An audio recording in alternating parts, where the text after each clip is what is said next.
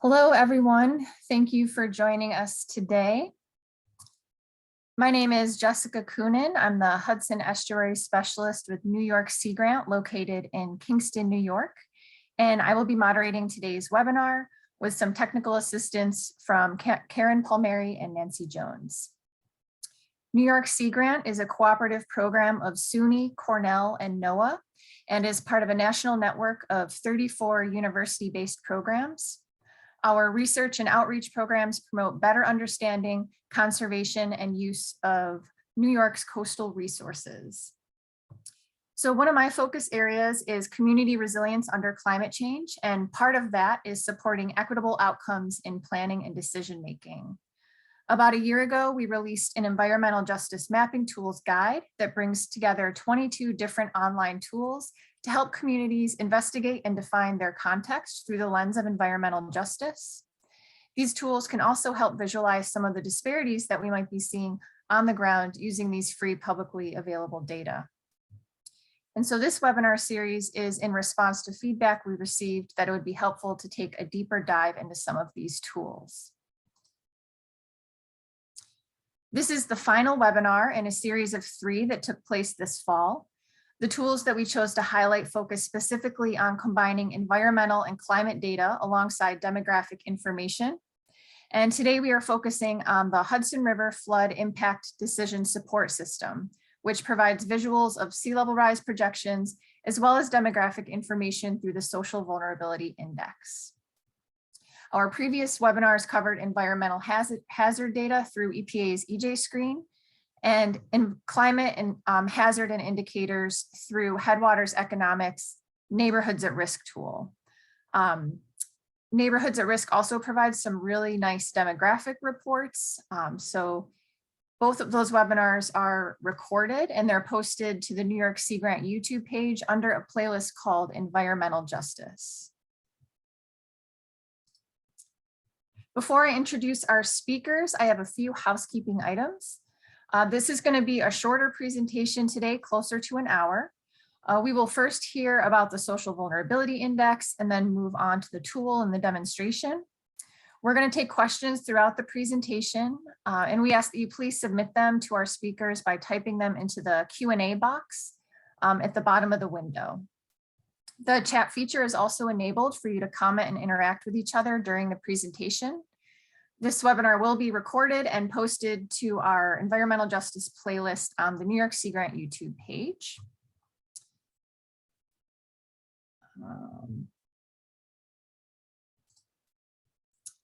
And so with that, I'm going to introduce our speakers today. Carolyn Hultquist is a postdoctoral research scientist at Columbia University. Her research focuses on developing computational methods to integrate diverse data and assess flood risk by highlighting the socially vulnerable. She uses this work for anticipatory action with humanitarian partners and mentors students from Lehman College at CUNY to improve methodologies to rapidly collect building level vulnerability data. Holtquist received a Ph.D. in 2019 in geography and social data analytics from the Pennsylvania State University, while a member of the Geoinformatics and Earth Observation Lab. And then our other speaker, Kytt MacManus, is a GIS developer / senior systems analyst at the Columbia University Climate School Center for International Earth Science and Information Network. The acronym there is CIESEN. He is an adjunct lecturer in GIS at Columbia University School of International and Public Affairs and in the Sustainable Development Program of Ecology, Evolution, and Environmental Biology at Columbia College. Kytt has extensive experience with global data set and web application development for the NASA Socioeconomic Data and Application Center and locally in New York State with research focus on flood impacts and vulnerabilities. So thank you both for being here, and I'll hand it over. Great. Thanks so much, Jessica. And, thank you to everyone at New York Sea Grant for giving us the opportunity today to present about some of our work and for the kind introduction. Just to make sure that you're hearing me okay. Can you hear me okay, Carolyn? All right, awesome.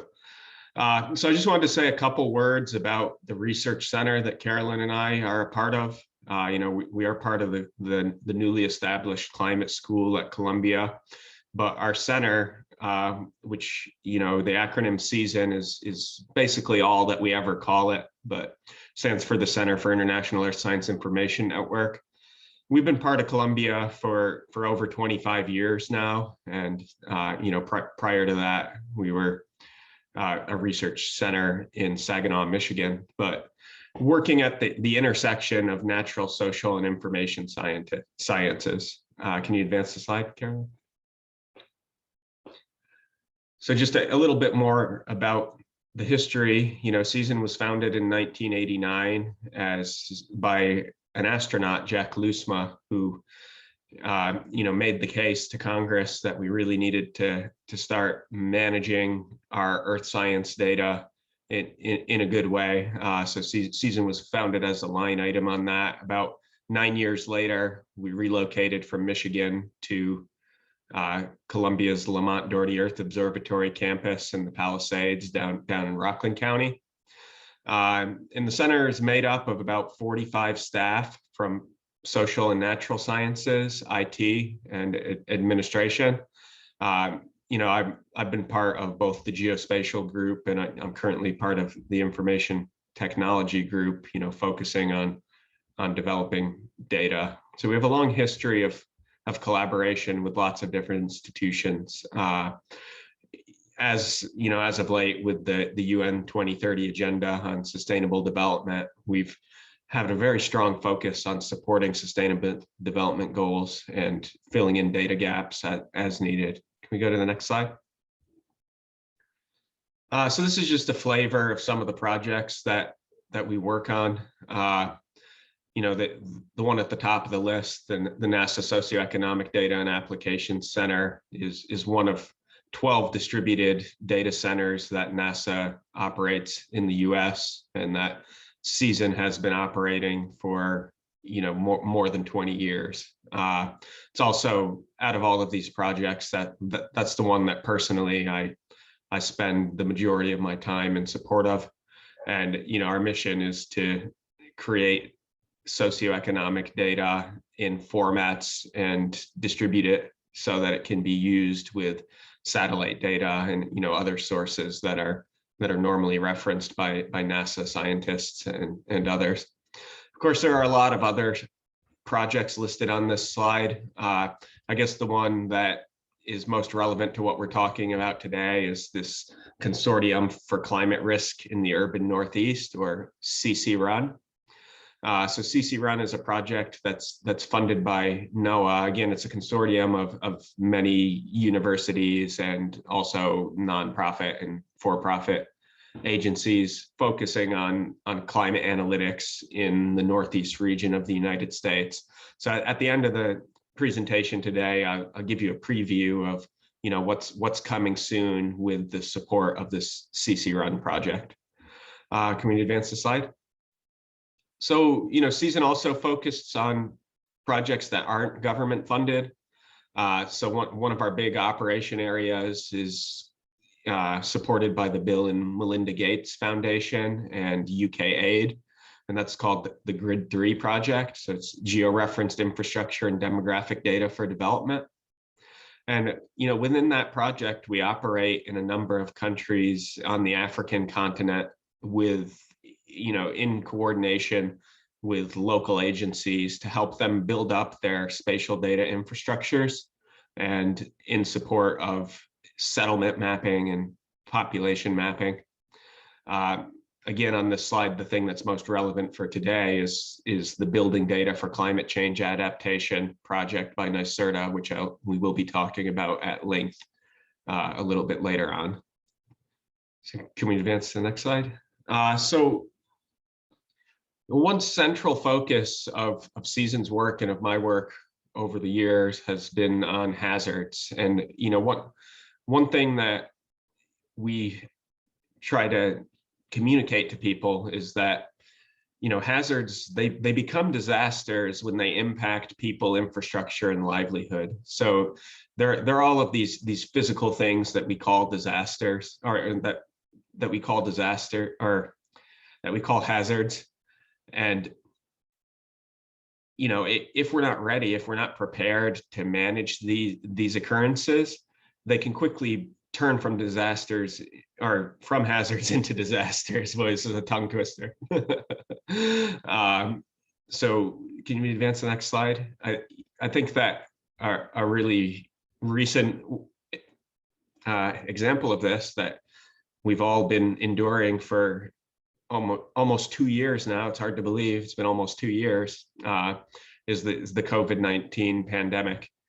So at CIESEN, we do a lot of work to create relationships between human impacts and other things that are going on in the world. So we created this recent web application that helps folks to monitor the number of cases in their area of COVID-19, but also connects that information back to population statistics about distributions of age and sex, so that we can start to identify the people that are maybe most vulnerable as these things flare up. And let's all hope that this recent flare that we're in dies down soon enough.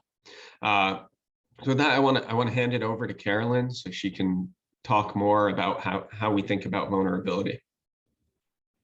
Thanks, Kytt. Yeah, so just like we are wanting to combine variables here to try to understand this relationship with COVID by understanding sociodemographic factors, we can use this for many different types of hazards and relationships. So vulnerability as a concept is really this idea of the potential to suffer loss or harm. And we're particularly going to be looking at social vulnerability in this presentation, but it's involved in how political, social, and economic and institutional factors all come together in a way that might disproportionately affect certain populations, as Kytt just talked about, when a hazard is occurring. So it's like, if a hazard is occurring here, these are some of the social factors that might make populations not be able to handle this hazard as well or adapt.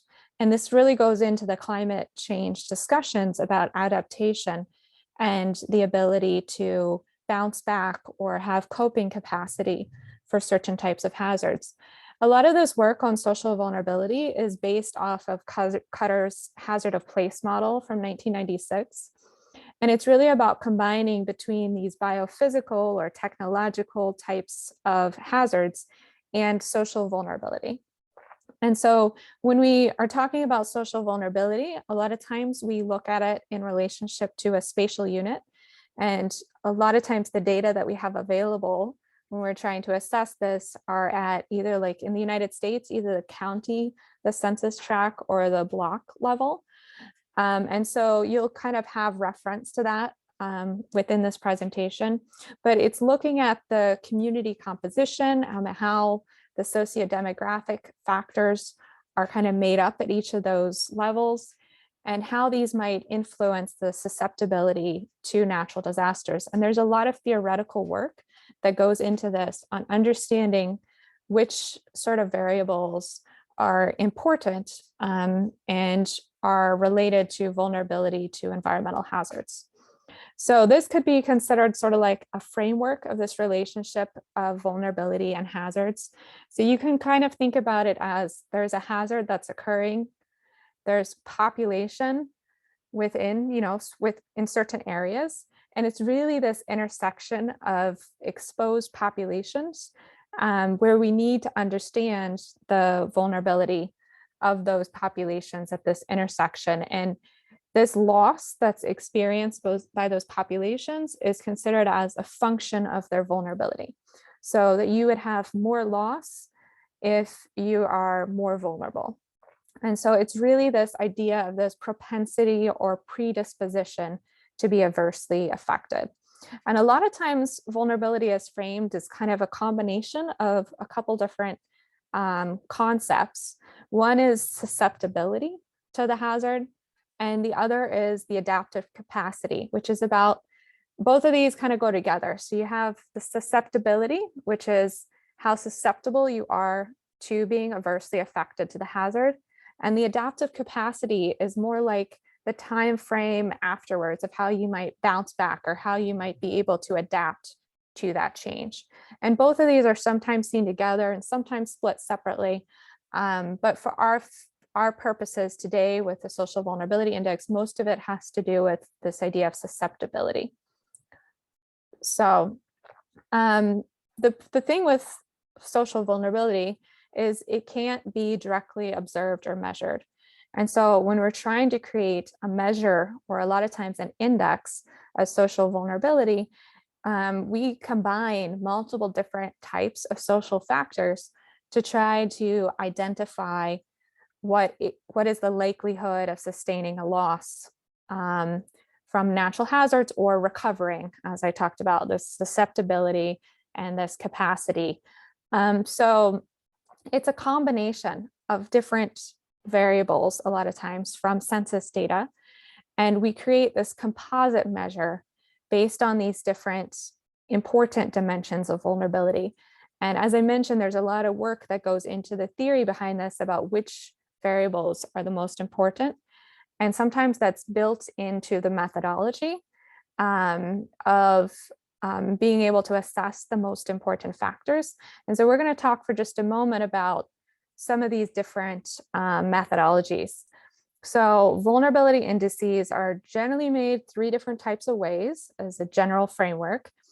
The first is this deductive kind of model where you're combining multiple variables directly, and they could be weighted in different ways. A lot of times these are less than 10 variables in this type of approach, and you join them to say how like how much influence each of these have.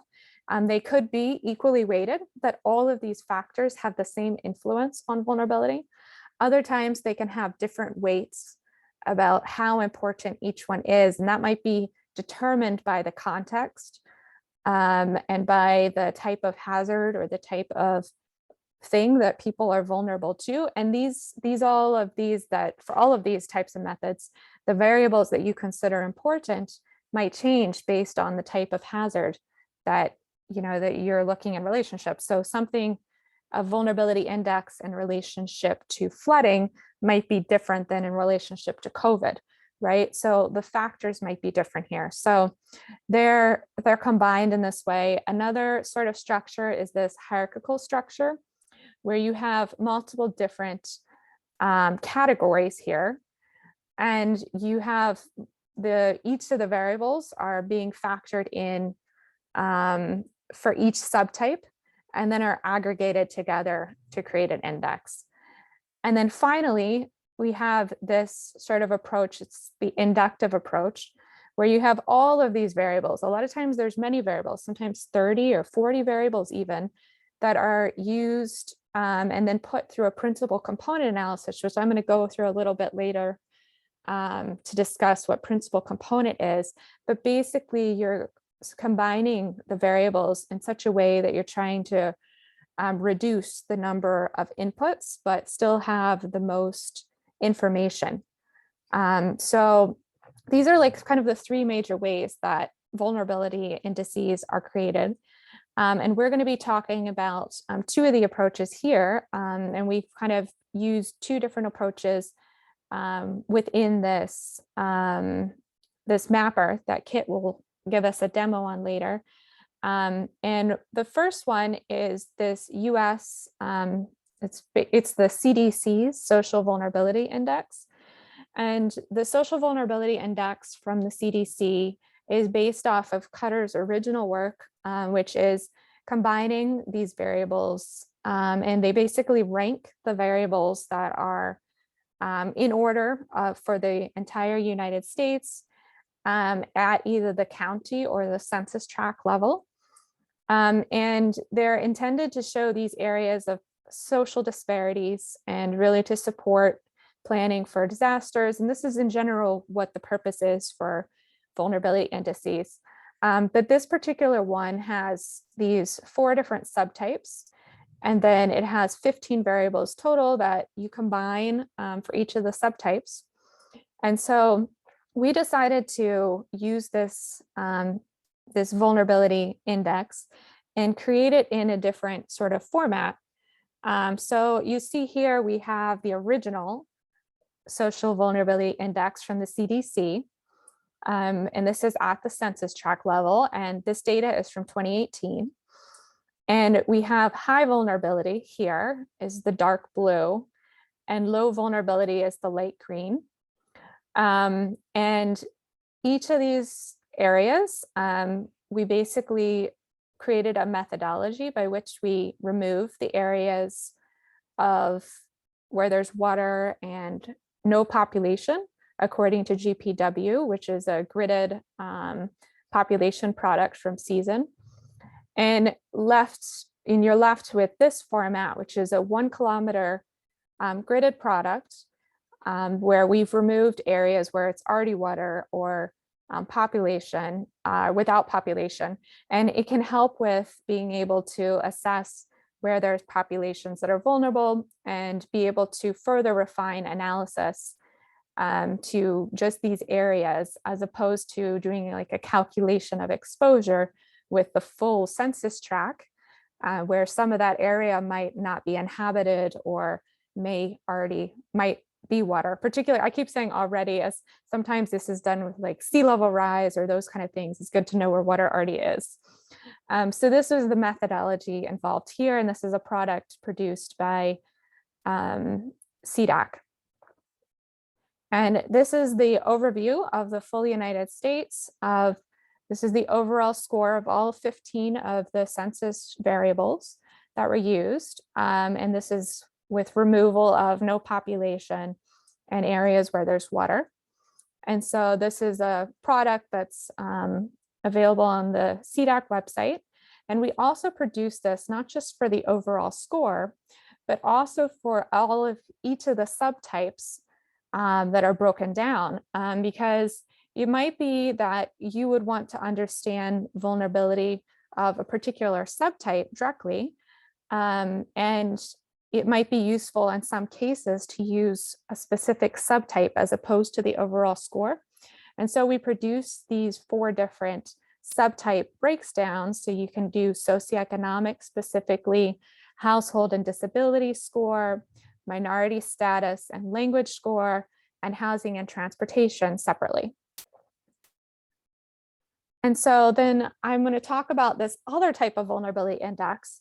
And this is an inductive approach, where you have this combination of variables, and then it's using principal component analysis, which we're going to talk about briefly in just a moment. But the SOVI index has more of a methodology and approach that people normally use, where they identify the types of variables that they want for a specific area. So a lot of times for this methodology, people are selecting the variables that are the most important for that area, and then performing a statistical analysis in order to determine which of the variables to use. So the framework that was used by CIESEN was to use some social and economic status variables, health, education, and housing. And this is all based off of a lot of theoretical development on which variables are the most important. And these can be different for different areas. Certain areas can have more vulnerability, or certain areas can have their vulnerability explained by certain variables, whereas other areas might have their vulnerability better explained by other variables. So this idea of the SOVI approach is to find the variables that are the most important for the area that is of concern. And so this was done for the Hudson Valley area. And in this case, we're using the census block group, which is the smallest spatial unit available from the census. And so it's a very fine resolution information at each of these block group areas. So the principal component analysis is what this is based off. And it's really this technique to reduce the dimensionality. And that really just means reducing the number of variables that we have. So if you think about it, if you have a lot of variables that are very similar, that have like a really strong degree of correlation, what you can do is combine these and create one variable out of this, and it creates this linear combination. It's a vector of variables. And so then when you look at each of these factors separately, you basically are creating these uncorrelated variables. So they're called principal components. So they can explain a lot of the variance of the original data set, but with less variables. So let's say you have 30 variables or 40 variables, and now you can get it down where you explain most of the variance from all of the original variables, but let's say in 5 variables or 6. And so this allows us to use fewer factors and better understand which factors are the most important through this statistical technique. And so this is an example of what was done for SOVI for the Hudson area, where we're able to see that using these demographic variables, you have these principal components, right? These factors that have a strong relationship that result. And it shows that the principal component 1, which is the one that explains the most variance, is a combination or has close relationship between the variables of renting, having no vehicle, poverty, per capita income, population density, employment services, and some racial information. And then principal component 2, which is the one that explains the most of the, or explains a lot of the variance, also has a combination of the age and the sex and social security benefits and median age and so on, and so on. So it basically allows us to join some of these closely related variables.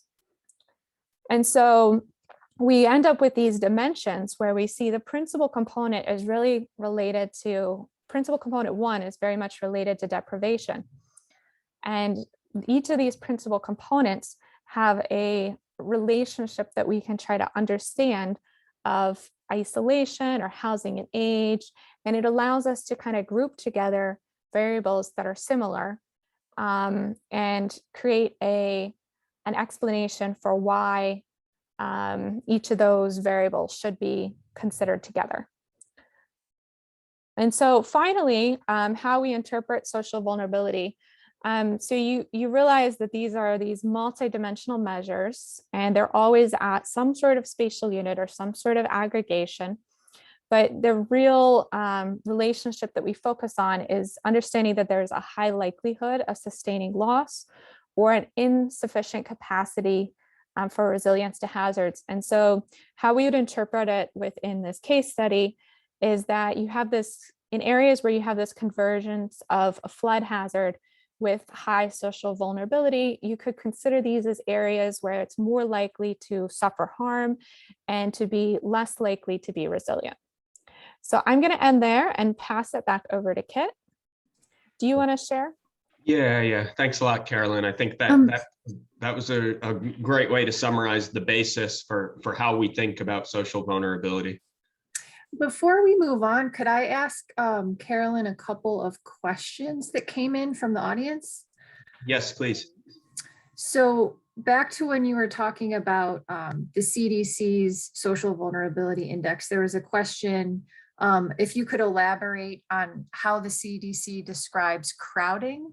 What does that mean or how it's defined? Yeah, so that's specifically from the census definition. I don't know, Kitt, if you know off the top of your head what the exact metric is, but it's generally a relationship of the number of people within a particular spatial area. So it's like a density related relationship, but we would need to go back to the census and get their official use for the United States. And crowding is very much dependent on the country too. So the measure for the United States will be different than India or another country. But yeah. Great, thank you. And then we had one other question.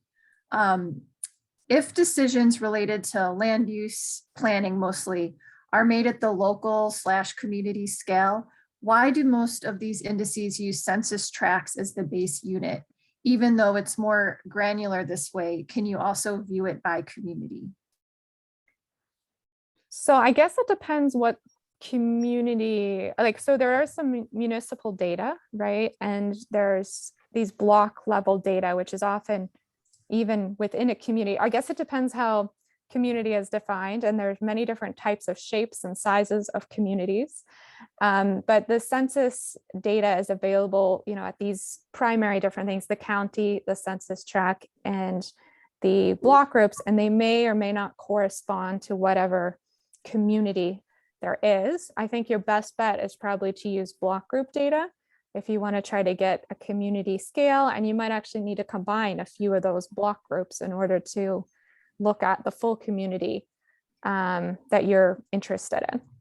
Yeah, I mean, I would just add to that it is the intention of the census, and this is written into the original legislation, that these blocks and these block groups, they're meant to be more representative of a neighborhood community than something like a municipality, which a municipality could have been defined based on a river or a roadway or something like that.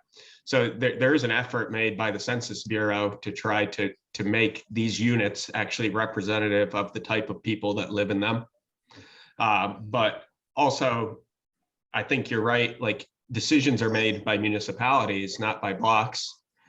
So some of the work that we've done actually is to aggregate this information so that it can be looked at by municipalities. So, thanks again, and we welcome more questions. Can you see my screen? Okay. So I want to continue on, but keep this in the back of your mind, because this social vulnerability is really it's the backdrop to why we do these types of things and what we're trying to understand here. So I'm going to just pivot a little bit to talk about a specific implementation where we've created a decision support system for communities along the Hudson River in order to look at the potential future flood impacts associated with sea level rise and storm intensity. And when we built this, we had in mind explicitly those municipal planners and municipal zoning boards that need to take into account information about future, but they may also have their own risk appetite depending on which community you're in. So we weren't trying with this system to provide a single answer, but instead we were trying to provide scenarios of data so that communities could make their own decisions without having to do all of the GIS analysis themselves. So this project, it's been going for quite a while now. It started in 2014, actually. We released a version 1 in 2016, and we released another version in 2019, and here we are in 2021, about to release another version.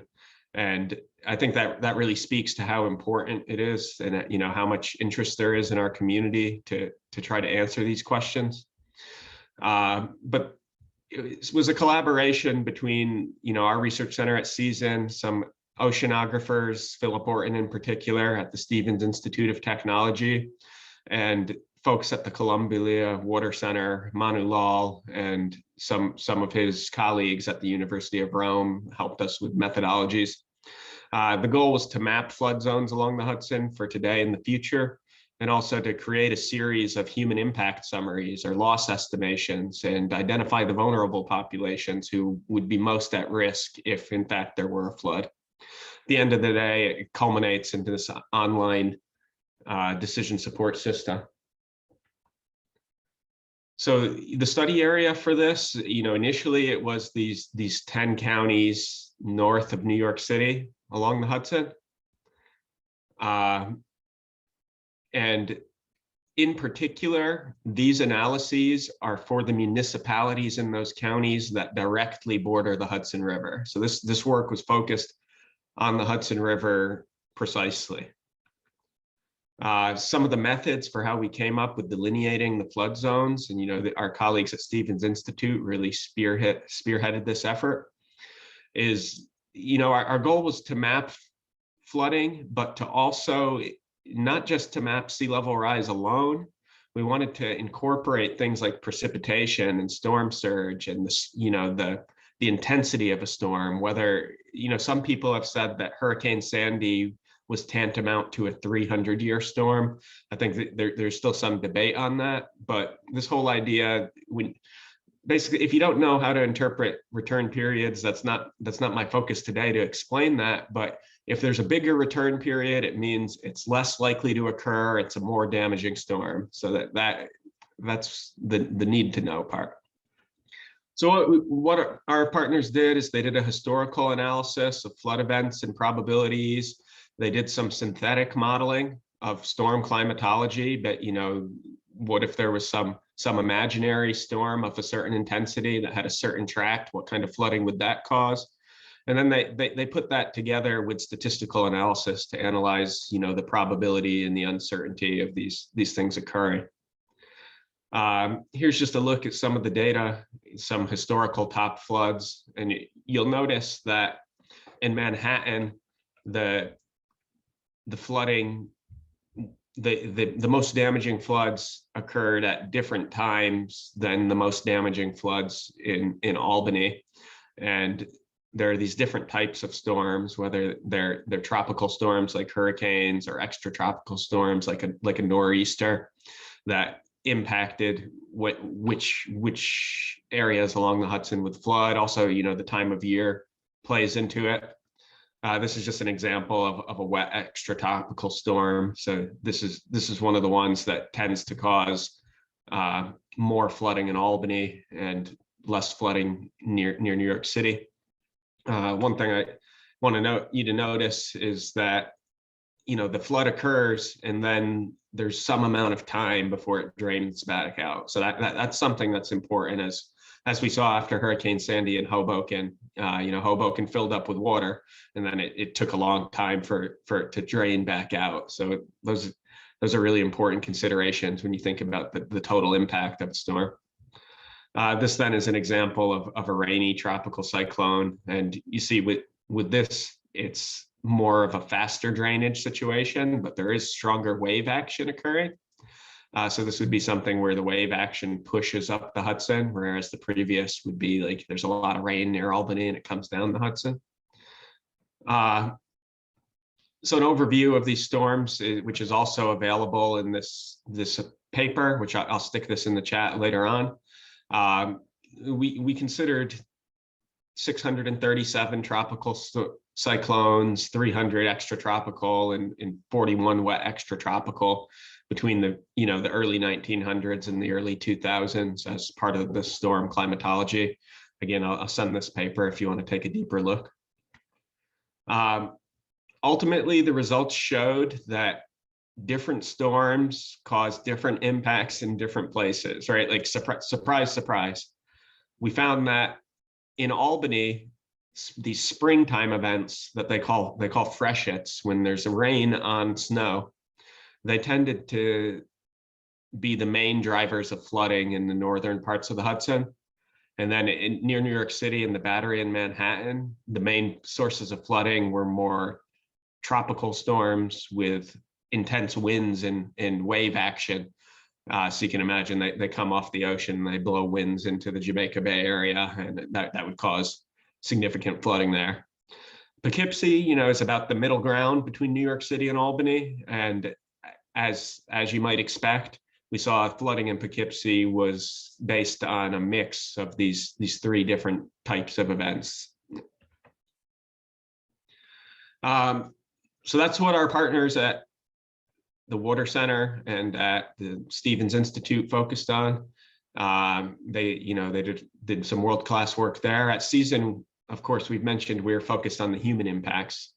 So our part of the project was to evaluate how those human impacts. So that the first thing we looked at was infrastructure. So we had this impact assessment component where it was based off the hazardous MH flood model, which some of you may be familiar with. And ultimately, it allowed us to run synthetic storms through this model and to estimate the number of buildings that might be affected and the amount of damage those buildings would take. We also put together a database of critical infrastructure so that we could count the number of pieces of different types of infrastructure that would be impacted by different types of events. So it's useful to remember that when we think about damages to buildings from flooding, really this curve, this damage curve, it increases a lot once we get above foundation level. So the first story elevation of a building is a critical part for understanding how deep a flood must get before it's going to cause substantial damage to the structure. So these types of models were the things that we were fitting to the different storm depths and flooding depths in order to make estimates of how many buildings were affected and how affected they were. For critical infrastructure, this is just, a list of all of the different types of features that we took into account. Most of them are classic features, but we also took things into account like where are there known permitted wastewater sites, power plants and power transmission, of course, were of much interest to NYSERDA. Here's just a look at it on the map. So this is we have transportation and emergency services infrastructure. You see where some of these are overlaying this 500-year flood event. Health services, institutions, transportation, utilities. So these impact estimates, the important thing to understand is when we're interpreting them, the magnitude of the value is more important than the exact value. So if we're comparing scenarios, what we're looking for is changes of magnitude. The exact values are by their very nature imprecise. So our work, it tracks very closely with the hazardous MH model, although we ended up producing slightly lower damage estimates than those that FEMA produces. But like I say, it's not an exact dollar amount. Even now, so this many years after Hurricane Sandy, there is a lot of debate about actually how much damage was caused. Some of that information held by insurance agencies or others is proprietary information that was never released. So there's a range of estimates. So just bear in mind when you look at this stuff, you want to think about the magnitude of the damage. So another component that, we worked closely with the Heritage Program and the Estuary Program for this work. And, one thing that was very clear is that rather than only looking at impacts in a negative light, it was important for us to highlight areas where there are potential natural resources that could increase resilience. This beckons back to the social vulnerability. It's like the same event can hit two different communities, but if one of them is resilient and the other one is not, it's going to have very different results. So for natural resources, we're trying to identify areas where you could potentially reduce the impacts of flooding so that communities could control their conservation and their resource spending in a way that was also going to help them in the event of a flood disaster. So at the end of the day, we took the social vulnerability, the natural resources, the human impacts to infrastructure and buildings, and we put them into an interactive mapping application. And some of the key functionalities of that is that it can visualize this whole array of scenarios. We also make the underlying data available for download, the statistics in particular of the damages caused by some event. And even allowing users to upload and visualize their own data on top of the map. Here's an image of what it looks like. There's more than 90 different scenarios to choose from. Again, our thinking was that different municipalities have different risk appetites, so we didn't want to drive them towards one thing when we know the future is uncertain. Instead, we wanted to say these are the possibilities, and then your community can choose what's best. So with that, let me just take a quick look at and show you the viewer itself.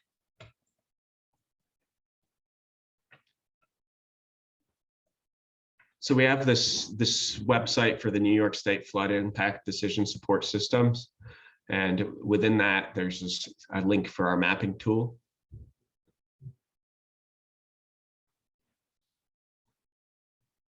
Give it a second to load. So this mapping tool, it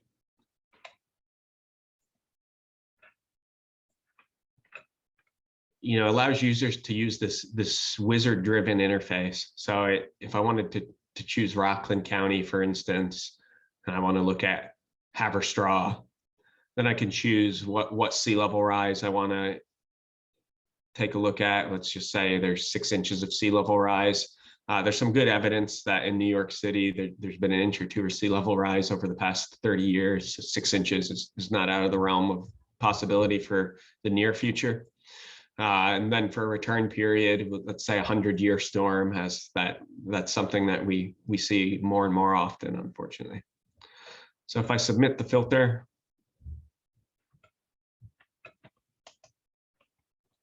yeah, I mean, obviously this is not coming through.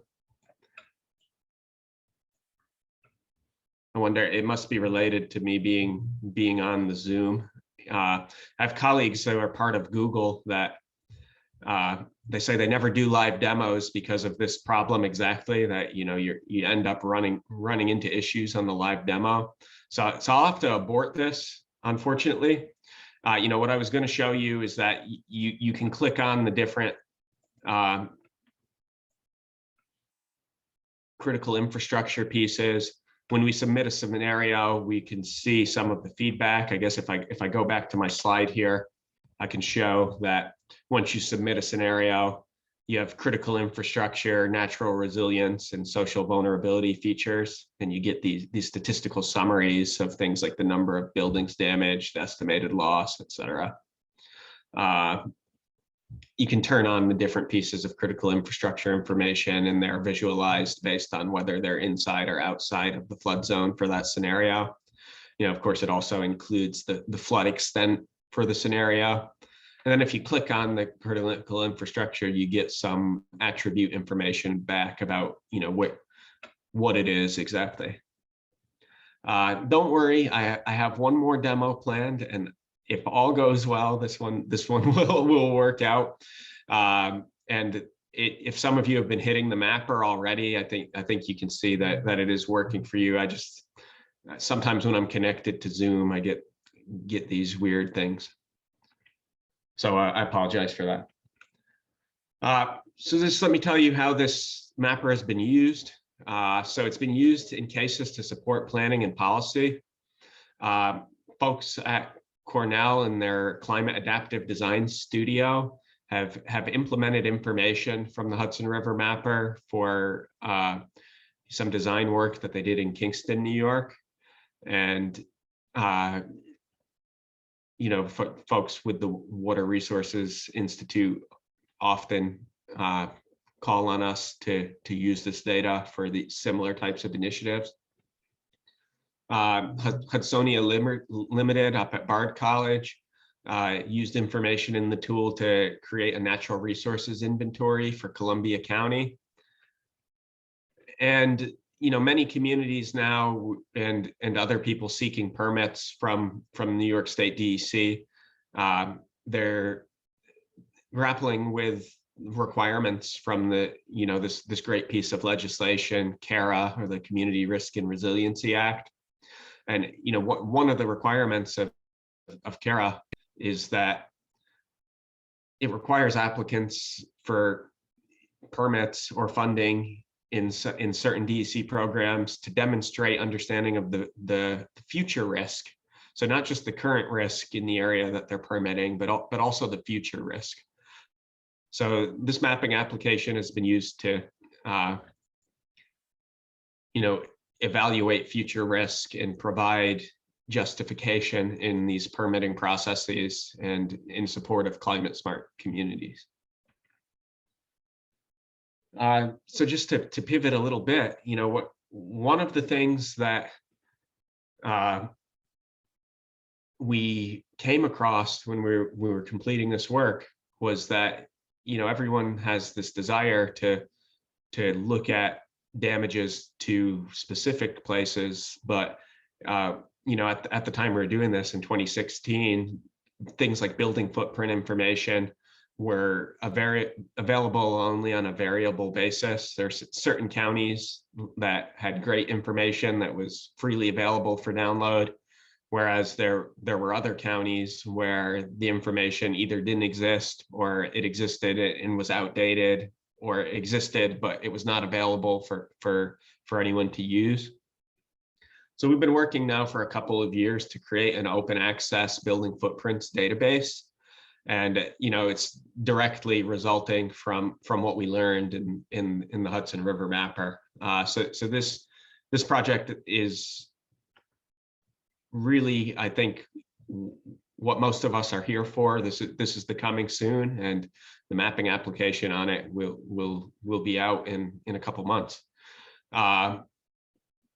If any of you have used the footprint service based from the NYS ITS, that service is based on the building footprints that we've been developing. So I just want to tell you a little bit about the methodologies here.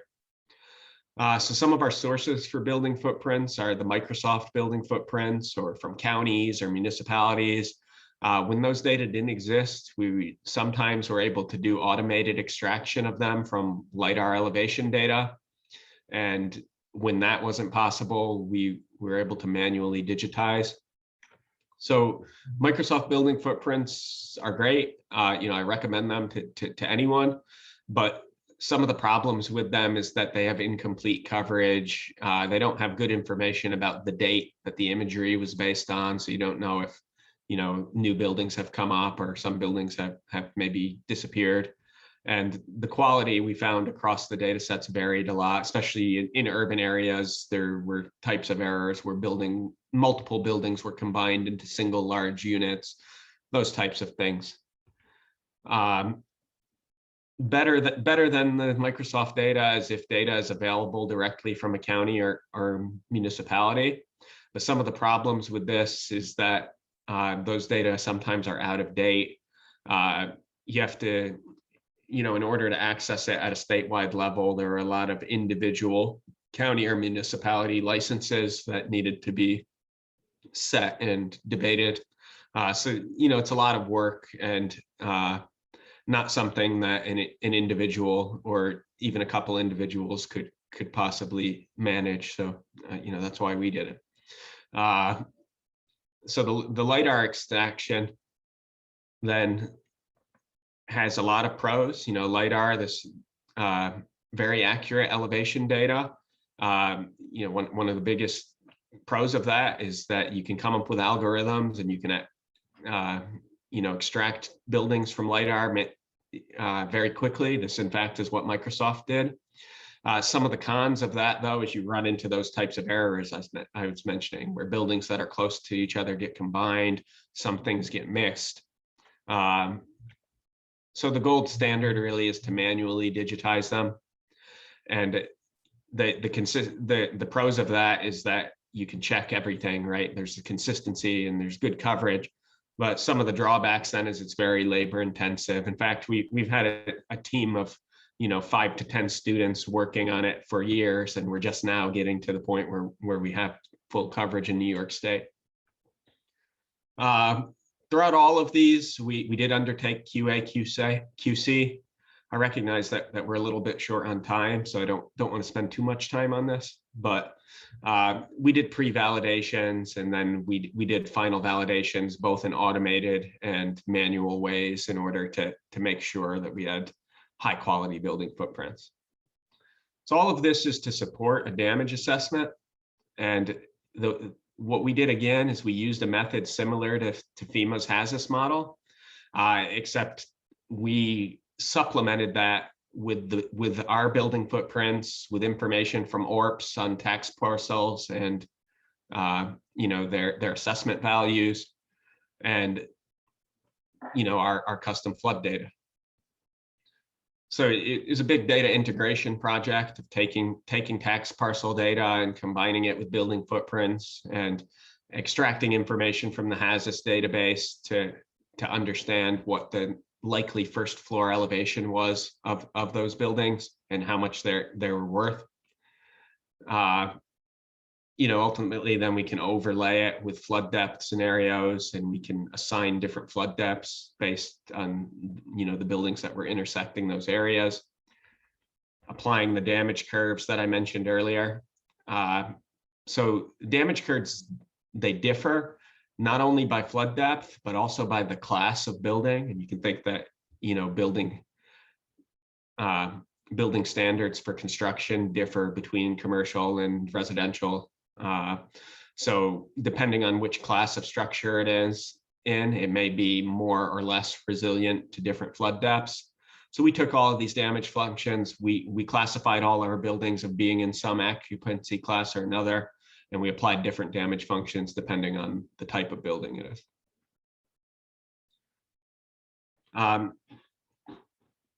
Ultimately, this leads to us being able to, at the building level, define whether a building would take low, medium, or high damage in a given scenario.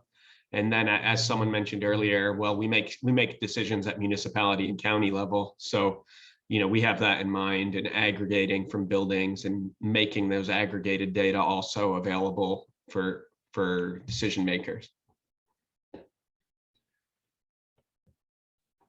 So some of the things about how this data could be used is, part of the attribute information we've generated is some advice for people who are in the flood zone about how they might modify their homes to reduce impacts just in case there are floods. We think that it can be used, as it is in CARA, in the permitted process for site selection to see if a new development really should be built in a neighborhood or if it's too risky. And then it can help towns and counties in the state to think about what are the most common adaptations that are needed across buildings that we can invest in. So with that, I hope this demonstration works. I just got to switch my screen real quick. So I'll stop share here.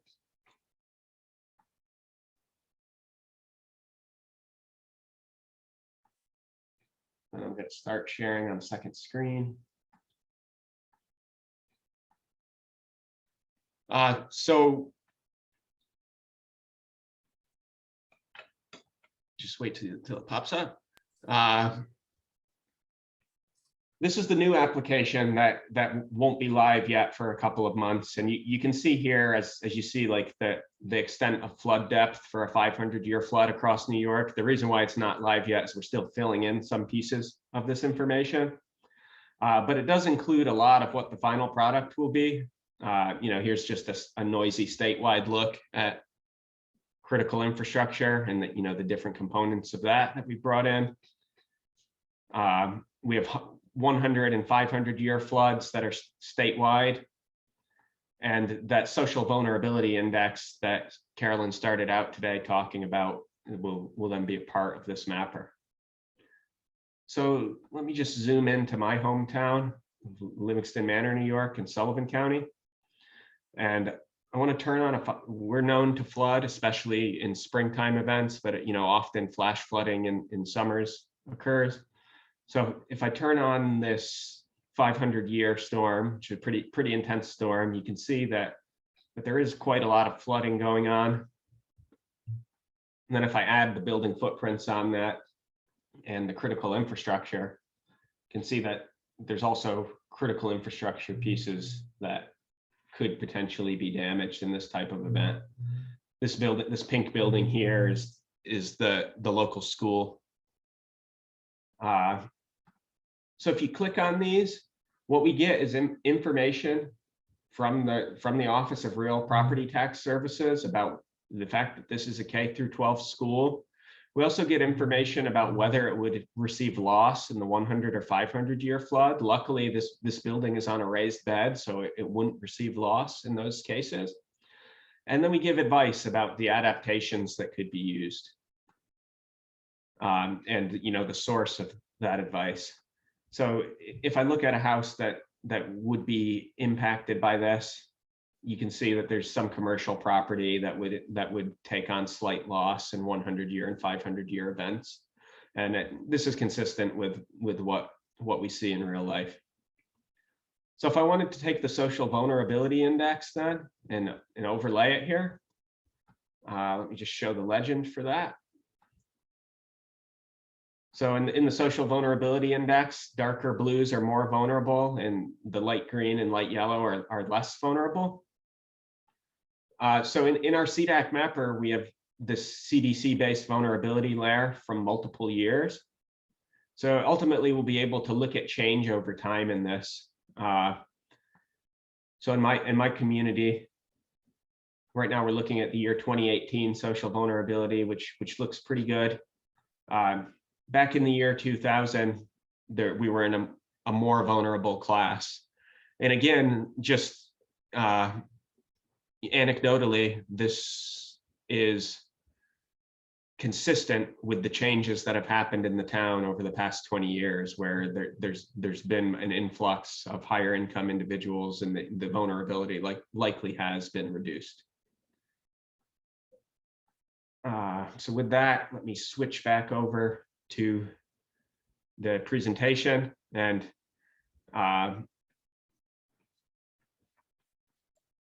finish it up for us.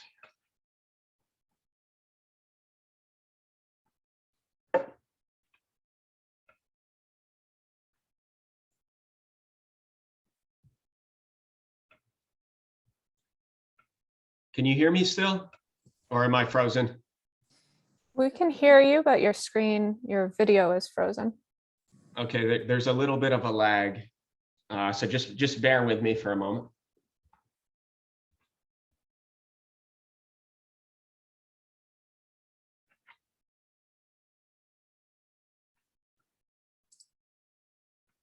Okay, I think I'm back now. Good now. Yep. Thank you. Sorry about that. So that mapper is coming soon, but we're always thinking about what are the next steps. You can see my slides. Yes. Thank you. So I think some of the next steps that I'm really excited about in communicating about the science of hazards and the science of vulnerability is this ability to maybe leverage emerging technologies.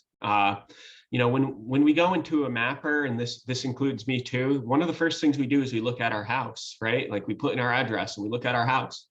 And it's one thing to see in 2 dimensions or read an attribute that says we're at flood risk, but it's a whole different story if you could see the water and how deep it would actually be against your building. And I think that we're getting to the point where this is becoming possible. This is just an example from Esri using virtual reality and City Engine to show this type of information in San Diego. Also drones. I'm very excited about the possibility here. I think someone had asked in the Q&A what elevation data we used. We used LiDAR data from New York State and the DC in the Hudson River mapper. But the only problem with LiDAR data is that it's not updated very often. It's still prohibitively expensive to generate. However, drones now are coming to market at a much lower cost and in a consumer-ready form.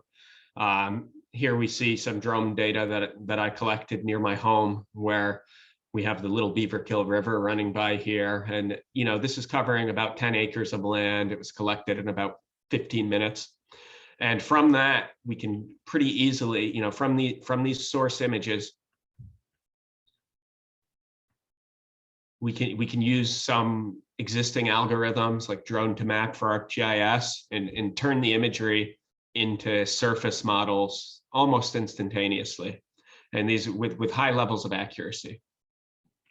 And from the surface model, we can have a terrain model, again, just with not a lot of time and effort. So I'm really excited about using these technologies to help fill in gaps in data, especially in some areas in Western New York where the FEMA flood maps haven't been updated since the 70s. We really need to do this work, and I think it's becoming affordable to do it. These drones, like LiDAR, they generate point clouds in order to navigate. So from those point clouds, it's pretty easy to go into a 3D scene. These are the types of things that used to take many people weeks that are now taking individuals hours to do. You can use it for site inspections with flood. And just to push this one further and just, hopefully excite you guys about where I think the technology is headed. So then ultimately we're going to be able to take those 3 models and we're going to have a mixed reality environment, like I mentioned before, where we can see the information superimposed on the real world using things like Microsoft HoloLens and applications like VGIS. So I'm really excited for the future of this work. I think that we've come a long way, and this Hudson work that we done in particular, even now 7 years later, it's still valid and it's still garnering a lot of attention. And I think that ultimately we're going to be able to leverage these new techs in order to communicate to even more people how important these issues are. So we went a little bit over, but I wanted to end with a couple of questions, and we're happy to stick around and discuss them. So a couple of questions that we'd be interested to hear from you about is, what types of tools and data could best assist you in making future decisions for development? Could be coastal, but doesn't have to be. And, as we evaluate vulnerability to flood hazards or coastal hazards, what types of variables should we be considering that maybe we haven't yet gotten to? So that will be the final words from me. Like I said, happy to take questions. Thanks very much. Thank you so much, Kitt. That was a great overview. I know I've been using the tool, but I learned so much today. And the new technology is very exciting. So feel free to answer Kitt's questions in the chat. And then I'm just going to go through a few. Yes, this will be recorded, and I will send all that information out via email. But I'm just going to go through a few Q&A questions that we had. Can you remind us, I think you touched on this a couple times, but when the new version of that tool you were demonstrating is going to be available? Right. So really, it won't be a new version of HERFIDS like the Hudson River Mapper, but what it's going to be is a New York State decision support system that includes some of that last information that I was showing there. So, we'll have the FEMA flood data for 100-year and 500-year floods, all the building footprints, and attribute information on them about losses and about suggestions for adaptation. We're hoping that this will be released in Q1 of 2022. And if I had to put a likelihood on that, I'd say it's 90% likely that Q1 of 2022, it will be released. Yeah, it's always, I know it's a huge effort to push these things out to their final stage. So we'll keep everyone informed when that happens. Yeah, in the meantime, though, if, I'm happy to talk offline with anyone who wants, needs early access or anything like that. Great. And there's also a question about whether this applies to New York City as well. Yeah, it doesn't. And the reason for that is that there's some bureaucracy, I guess, between the, emergency planners in New York City who do a lot of their own work, really great and sophisticated work with a lot of very advanced data. And then, the state as a whole, NYSERDA prioritized us looking in areas where this information was not available, whereas New York City already, they had a lot of people working on it. It does include Long Island, though. Great. And then we had a question of the source of GIS data for critical infrastructure facilities.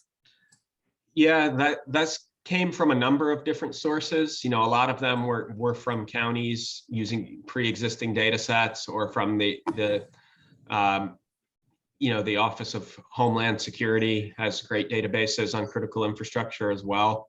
There are some cases where we supplemented that with our own digitizing when we were creating building footprints and we identified critical facilities that weren't present in other data sources, we created them. Of course, we do keep good record of that. So ultimately that will be something that's available for folks to look at as well. Great. Well, I'm seeing a lot of positive feedback in the chat, but we're actually out of questions.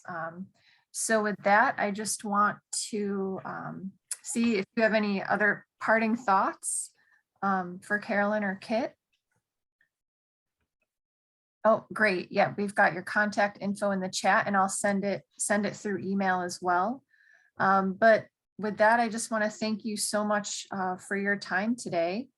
And I know the people participating are really interested in this topic, and just know that CIESEN is a great resource for all things GIS and this kind of data related visualization stuff. So with that, I'm going to end the recording